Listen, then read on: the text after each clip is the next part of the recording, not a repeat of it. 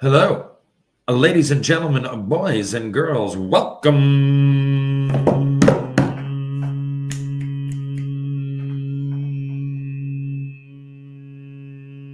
to Tales with TR. I'm your host, Terry Ryan Jr., coming at you from beautiful Mill River Resort, Mill River, Prince Edward Island, a little bit north of Summerside. Those familiar with Prince Edward Island know it's beautiful country. I was about to say I'm in the middle of nowhere. I don't want to say that as a negative connotation, but it's fairly remote.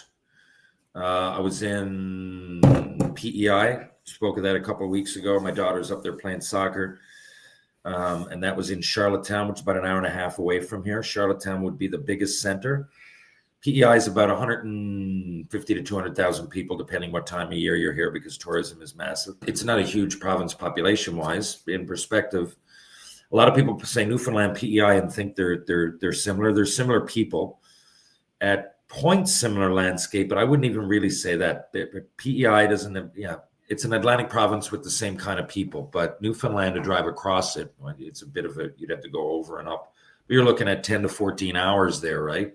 Altogether, if you were to go all the way across and kind of up, even just across is 8 or 9, and then PEI would only take a couple, and Newfoundland, I believe, 600,000 or 700,000 people. PEI, a couple of hundred, so maximum. So it's, I guess it's different that way, but yeah, the same kind of, the Atlantic Canadian culture kind of flavor when you're downtown, and PEI is where Confederation happened. A lot of the downtown structures, are old school. They look a little European, like Cape Cod-ish, like a lot of places in Newfoundland. I mean, the Atlantic provinces are similar like that, right? Because a lot of the same people, common denominators, settled here way back in the day. But anyway, I'm in a beautiful area. This is a golf resort, and we're about to raise money for the Boys and Girls Club. The Novus tournament happens every year. So tonight there's a bit of a banquet. I just ran into Liam McGuire, God, one of the best hockey minds on the planet. And I know Dolo and Goody, those Shoresy fans, they're going to be here. Trailer Park Boys are going to be here. Dion Phaneuf. Oh, God, Laurie Kane. Golf tournament for the Liam Foundation, which is always real cool because it's all, most of it's ex-Habs guys. And like I said, I'm a Habs fan. Always was, whether I played there or not. And my buddy Alex Newhook is now on the team. So I got to golf pretty much with Alex. He was one group behind me. And we sat together at the meal. It was a really nice time. And to see legends like Larry Robinson and Yvonne Lambert and Chris Nyland, Max Pacioretty, it wasn't just the Jackeye brothers were there. I had a good chat with them. It was just like all Habs, old and new, and Michael Farber, some Hall of Fame writers. So it's always one of my favorite days of the year. This was the second year of the actual Chris Nyland. There's been Habs golf tournaments I've been lucky enough to attend over the years, but this one, Chris is real cool because Chris was one of my biggest supporters early on. I met him early on. I was like 18 years old, like my first game, and he came and introduced himself at a bar afterwards. Then I got to know him and know his story, and so it was quite wild to be at his golf tournament again. And a lot of them are here actually in Mill River. This is Mill River. They have 100 quote unquote celebrities. I don't like saying that word about myself. I don't really consider it maybe some kind of a D-list Atlantic celebrity, but anyway, people that come in and we golf and help raise a lot of money for the Boys and Girls Club in one way or the other. There's a silent auction. When we go and golf with groups, that they bid on us, they pay money to golf with us. So, summer's awesome, but these things are real cool for me because it's a lot of people that I grew up wanting to meet and things like that. Things like that. Like a sixth grader at a speech. Oh, there it is. Look at that. My neighbor Lucy texted me. Jordan has your passport. Beautiful. My buddy Jordan Escott is coming to PEI tomorrow. There you go, Newfoundland Growler. Senior Cap, Conception Bay CB, Newfoundland Black Horse. Jordy's been a friend a long time. Fantastic hockey player, one of the best we've had from the province, of course. Played here in PEI, actually, in Major Junior, and runs a company now, Crown Cabinets, hence the advertisements at the end of the podcast. Anyway, Jordy's coming up. His wonderful wife, Brianna's from up here, and they're going to come visit. And Jordy's going to come visit me and drop off my passport so I can get the fuck home after the tourney. Wild. I always lose something. Anyhow, what was I talking about? Okay, yeah. And so, just hitting on that, I don't know what I'm going to talk about. Now, there's going to be so many legends. I don't even know who my guest is going to be this week. Thank you, Max Roy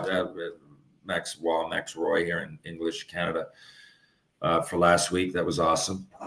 Max is a great person, interesting. If you haven't checked out that podcast, check it out. Not a hockey player per se, but she's a fan. She's from Quebec and has played a hockey coach in more than one program. It's wild. I met her on Shoresy, so you Shoresy fans will know her as Jill. Check it out if you haven't already. And I'm winging it during these summer months of monotony when it comes to the hockey world and the podcast world. I love summer for a lot of reasons. Anyway, so Mark from Kensington, PEI. There you go, Mark. I told you I'd get to your question at some point. Well, you've had like 5 or 6, so I get to one of them. And now that I'm in PEI, and Kensington's not far from where I am. So, hey, this pod will come out later today or tomorrow, and I'll be here till Monday. So come and donate some money if you can. Anyway, I got some books here, actually. Come and donate $35, and I'll give you a book. There you go. Personalized with a hockey card. Okay, hey, TR. I can tell you're a fan of classic teams because I heard you talk about growing up and following the Yankees and Habs because of their rich history. Well, yes, because my dad followed them because of that. My dad, of course, who has, he's got a teaching degree, but that was his original. He had an arts degree first, then it was history. I believe his minor was French. No, French major, history minor, and then he became a French teacher. I haven't heard you speak much, going back to Mark, I haven't heard you speak much on basketball or football. I'm guessing Celtics or Lakers. And who was your favorite player? Football, I'd go with Dallas. Okay, so football was never big. I'm more, and I won't say I'm into football, but I know the best players and everything. Now I know the storylines. I listen to the podcasts and follow ESPN. But that's more than I knew growing up. Growing up, I wasn't really into football. My dad wasn't. We don't have football in Newfoundland. Now we do. It's like in small numbers, but knock on wood, it grows. And I've actually, to be honest with you, yeah, there's a league and everything, so it is growing. It didn't start that long ago, and when I grew up, there was none. Lots of rugby, yes, ball hockey and curling and hockey and all the sports that you would associate with most places in Canada. But we were like real big into rugby and not into football at all. So I knew what it was. And, during the year, I knew what the Super Bowl was. We'd probably have it on TV. Casual, I won't even say fan, casual acquaintances of the sport. Would never use the word fan. Now I know much more about it. So growing up, that wasn't it. My dad was into the Celtics. Okay. And so for that reason, I remember Larry Bird, Kevin McHale, big power forward. I wasn't a fan to know every player in the league, but I knew that they had a rivalry with the Lakers during the 80s and a lot of iconic players, not all, but a lot of them from that era, especially pre-Michael Jordan, were Celtics or Lakers. So Dad went for the Celtics. For some reason, I liked the Lakers. And I think it was like I saw a little bit of razzle dazzle in Magic Johnson. He was always a very humble. I thought Magic Johnson was the perfect mix between, humility. He was a humble. He always gave credit to his teammates, but he also knew he was fucking Magic Johnson. You know what I mean? Like he fucking knew he was the man. And there was a little bit of razzle dazzle going on. Kareem Abdul-Jabbar. I mean, how could you not know him? Will Chamberlain was born before or with these big legendary stories like Davy Crockett-esque 100 points in a game and shit. He played a little bit for the Lakers, but that was before me, and he didn't play his whole career. I think it was only 5 or 6 years. Kobe Bryant, of course, in my era, a little bit later. Then, of course, you got LeBron. Now, where I'm going with this, because I was Lakers. I was Magic Johnson. Dad was Celtics, Larry Bird. Now there's all kinds of supporting cast there. But that's just kind of, if I had a basketball poster, it would probably be Magic Johnson. Then, of course, when he tested positive for HIV and it kind of, no one really knew where that was going to go, and he kept playing, and we were kind of led on to believe that he was going to die like right away. That's what I thought. He's still kicking, but so not that matters. I just mean from a sports perspective, it was just another intriguing storyline. So, and earlier in his career, he was, he was lights out, and they won like 5 or 6 championships. So like he was always on my radar that way. So if it's me, I pick that. Now for where I don't talk about basketball much, I'll tie this in because my favorite basketball player ever would be Michael Jordan.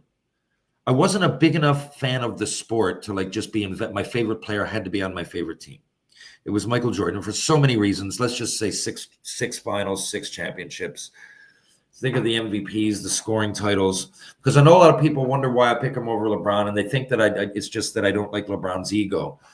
Well, I don't like LeBron's ego. There's things I don't love about LeBron when it comes to being an athlete and representing himself off the court. But nothing I hate. Okay, and I really respect that he's still going, and I don't think there's anybody else that's got his 23rd or 24th fucking year, and he's still one of the best players. There's a lot of, and LeBron is very generous with his money and his time. I know that, so I don't fucking hate the guy. But if I look at it objectively, it's hard to do, but I really do think Michael Jordan is better. I do. Jordan took 2 years off in the prime of his career to play baseball, right? Not that he was, just to play AAA, to play and succeed. And he had some, I won't say he was great, but if you look at his stats in the minors, they weren't bad, man. And then, I don't think he was ever as worried about his image off the court. And again, not that matters, but 6 finals, man. And so those would have been 2 more possible championships and MVPs, right? And Jordan, I think, has 10 or 11. He has at least 10 scoring championships. LeBron has 1, right? LeBron's thing is more about longevity and always being one of the best. Jordan was the best. And Jordan went back with the Wizards. I think he was part owner. He's just kind of fucking around. I don't think, he didn't, if he had just kept chasing around the best team or teams, he could have won more. He would have won every year. He was Michael Jordan. He was a Chicago Bull, and that was it. The other thing with LeBron, like I don't even know if you can put him, how high you can put him on a list of all-time Lakers even. Because the guys I mentioned with the Lakers mostly played with the Lakers, right? Kareem left, didn't he go to Milwaukee, I think? I could look all this up, but I know the gist of what I'm telling you is correct. Kobe is a no-brainer. Magic. Jerry West is another guy that came way before me, but Jerry West was fucking like a Laker for he wasn't fucking a Laker. He was a Laker for 20 years or some shit, man. One of the best in the league and ever. So LeBron, he's just been on so many teams. I don't even know if I consider him a Laker. And when they won in the bubble. So there's no picture of him fucking hoisting it with a bunch of fans going fucking mad behind him. Right. And again, that's just perception. And maybe I'm biased to perception of certain things, but I just don't even consider him. I guess you'd have to put him as one of the all-time Lakers, but they've had so many unreal players, and a lot of them have played their whole career with the Lakers. So I don't know what. Even when Kobe played, Shaq to me is more of a Laker. Shaq won 3 in a row, I believe it was, with the Lakers. Played on multiple teams as well, right? If I had to pick one team for LeBron, I think it would be Cleveland because he's been there twice and he brought him a ship and he's from there, around there, from Akron, I think, Ohio. But again, just to get this out there, because I don't you have to pick one or the other. And I don't think I'm alone in saying that, but a lot of people from the new school or a lot of people that hear me speak about this, and I've spoken about it on other podcasts too. I really, really do think Michael Jordan is the greatest ever. And I don't think I should have to apologize for that, And I don't for the most part. And I realize that I'm going on podcasts and I'm speaking out loud on major platforms that someone's going to have an opinion. And that's good, because that only gives weight to the show. If there weren't people listening and having opinions, there would be no show and no money to be made. That's the way it goes. So I appreciate all of that. I guess I'm not upset by opinions. I'm upset by trash talk, or not even trash talk, but ignorant fucking talk. It's why I don't go on Twitter much.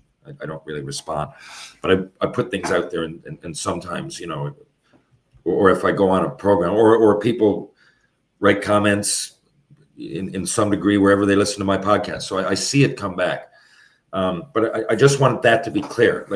You guys have your opinions, and that's fantastic, man. And like I said, you're listening to this and controversy and topics in sports, if we all agreed, that it wouldn't be interesting. But I just want to make it clear that I'm trying to be objective about it all.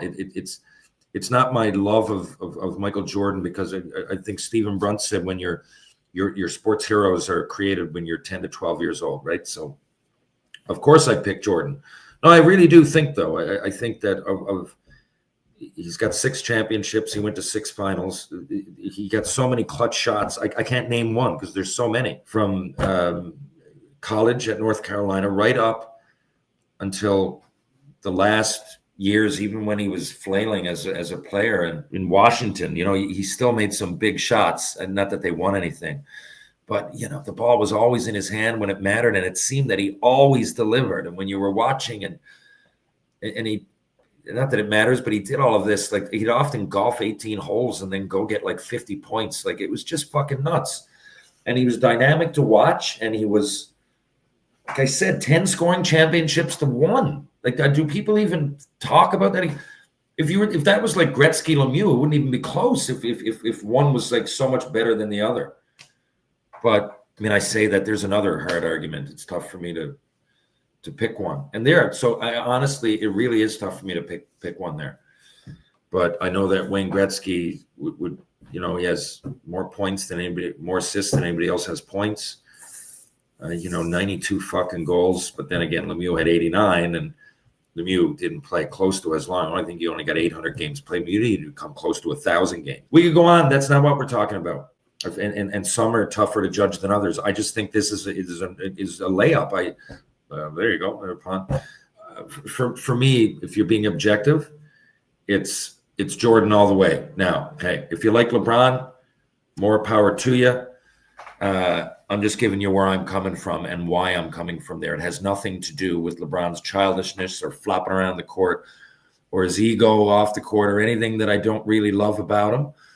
Because like I said, there's just as many charitable and honorable things that the guy does. So that, just being objective about it, I'm a Jordan fan, and that's the way it goes. Folks, if you're downtown St. John's, Newfoundland and Labrador, and you want to check out George Street, why not try Trinity Pub, TJ's Pub, Rob Roy Confusion, the Martini Bar, Greensleeves, and of course the Bull and Barrel. If you want to try a bite to eat, try Loose Tie. Why not Blow on Water, and why not Wedgwood Cafe, who also do catering. Power Conditioning is on Rope Walk Lane, and they'll help you. Ryan Power will help you with strength and balance for your body and mind. Power Conditioning, Rope Walk Lane. Mr. Lube, 2 locations in Newfoundland, Labrador, in St. John's at least.